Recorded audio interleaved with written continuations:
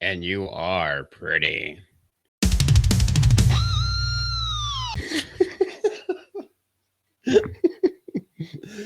Nobody in their right mind can say that about Maggie Gyllenhaal. However, she has taken her turn behind the camera to direct a couple of films. Actually, this is her second film that's coming out, and it's a Frankenstein adaptation.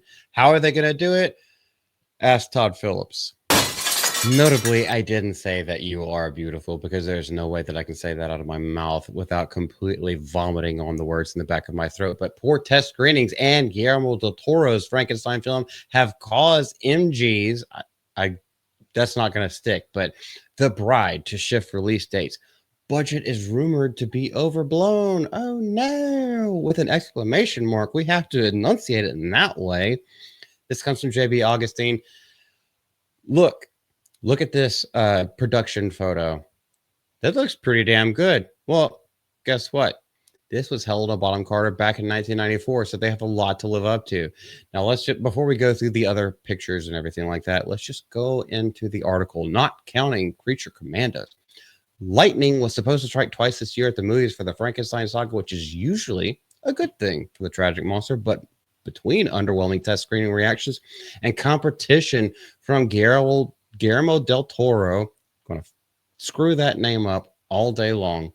There is one adaptation of Mary Shelley's lore, and it's impacted by a distributor's cold feet. Why do the distributors have cold feet? Because they want to make it a musical.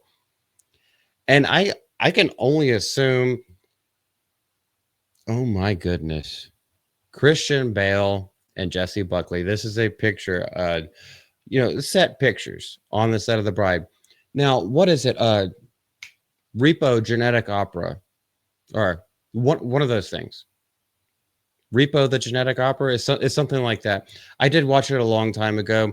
That was one of those like quote unquote horror musical films that a lot of people actually did like. I didn't really care for it. It didn't hit my fancy. And we also saw what happened with Joker Folia Do last year. They changed something that was actually good, very dark tone kind of story, and they turned it into a musical. And by turning it into a musical, they either sing about nonsense or they just belt out pop songs from yesteryear and try to incorporate it in the movie because they can't write a fucking script to save their lives. And yes, that makes everything way more hammy. Now there's a argument to be made because most modern films, they don't know what to do now that MCU is failing, and that has basically taken over the box office for the last 10 years or so. Now that all of that's failing, they don't know what to do. Let's go back to theater productions. Wait, let's film theater productions. That kind of seems like the trend that they're trying to push nowadays. It's not going to work. And that distributor is none other than our beleaguered friends at Warner Brothers because they can't make a good business decision to save them lives. And the film is The Bride, directed by Maggie Gyllenhaal and starring Christian Bale as a disfigured monster stitched together from spare body parts. And then, Igor does. Why is Igor not in this article? Come on. I know he's the hunchback of Notre Dame, but good gracious, give my boy some respect. He has heart and feelings. Word coming out of a report by Puck Media, which I actually went to the website. They don't put out very much, but when they do, it seems, or at least recently, it seems like they're actually on point. So according to the site, which probably is a dish that Warner could shake the leadership at the film division up again, reactions from a recent test screening are tepid at best because you tried to make Frankenstein into a musical. Now, Mel Brooks actually did Bride of Frankenstein a long time ago, where we made it into a dark comedy that actually worked well.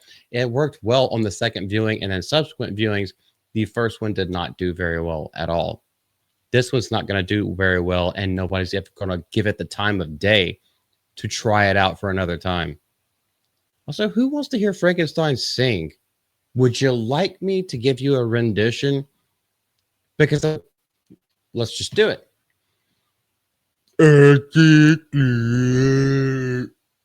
I have a receding hairline. It's feared that the art house take on the material might not be appreciated by a wide audience or appeal to horror fans from its inception. That's what we need more today. We just talked about this like 3 or 4 days ago. Horror hasn't changed. Just make good horror films for a low budget. But they're taking a horror franchise, and instead of making it a horror movie, they're turning it into a fucking musical. And from its inception, The Bride was portrayed as radically different, and the word social change because all these facts in Hollywood have to just put that into everything. They have not fucking learned their lesson yet, especially with the MCU announcements today for the new Avengers Doomsday movie. Good Lord, I'm going to have to cut that out, but that's totally fine. Might just leave it in. I'm not monetized. What we didn't know then was that it was going to be a musical similar to the box office dud Joker Folia 2, which I talked about. And then it's talking about tits, or a titular star, reanimated protagonist played by Jessie Buckley. Who gives a crap? We don't care about who's in it. You had an Oscar award-winning actor in Joker Folia 2. That movie completely bombed. There are basically no such thing as an actual Hollywood movie star anymore. Just putting a person's name on the movie does not put asses into seats. It has been proven time and time again. The stories are what get people to show up, buy the popcorn buckets, sit their ass in a seat, and come back day after day after day. Now, I know we talked a lot, and most of this article actually doesn't talk very much about why it's been pushed back, but it has been pushed back because Guillermo del Toro's movie is coming out this year with a completely different cast. You recognize this guy? Some might think it's Poe Dameron. This is Oscar Isaac, who is actually a good actor, and I think a little bit underrated. But he is the one that's going to be helming some of Guillermo del Toro's version. Now, The Bride was originally slated for early October, and then it got pushed back to late September of 2025 this year, placing its release 2 months before the Del Toro adaptation. March is in a better slot when you look at how Mickey 17 is doing and how Shazam Fear of the God performed in 2023. Yes, they keep pushing it back and back and back, and they really don't want to go toe-to-toe with a Guillermo movie. They really don't, especially not when they're changing everything for the social justice of it all. It's not going to go well because the things that have coming out from them, it looks like it's extremely farcical. And then Del Toro is going to bring the freaking heat. He's going to bring the weirdness. He's going to bring the horror aspect to it. He's actually going to be way more, I would say, faithful to the books and what people actually want to see in a film nowadays. I don't know if you guys have anything else to say about regarding this. I just think it's hilarious that it's already panning. It's already being panned. Why was it ever given the option in the first place? There was one investor that said, how the hell did it get like this many $1 million of investors? It only deserved like 15 million tops. And we're reaching an overstacked budget, reaching over $100 million. But this is what these dudes do anyways. That's what they do nowadays.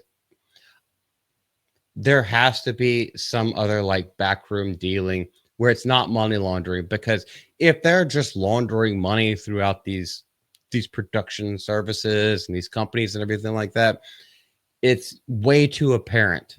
There has to be something else going on, but Warner Brothers has nothing else going for it. They definitely don't have anything going for it at the end of this year. But if you guys have anything else to say, leave it down in the comment section below. Y'all take care. This is Multi from Mouth of Multi. We love you. Have a good one. Bye. Bye.